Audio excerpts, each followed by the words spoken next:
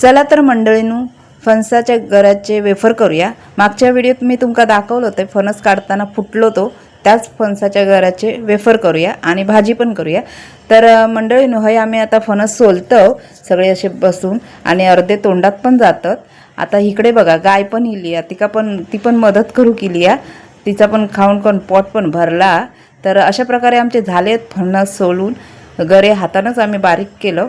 तर मी पहिल्यांदाच हे वेफर बनवणार आहे, माका पण एवढी आयडिया नाही कसे बनवतात ते।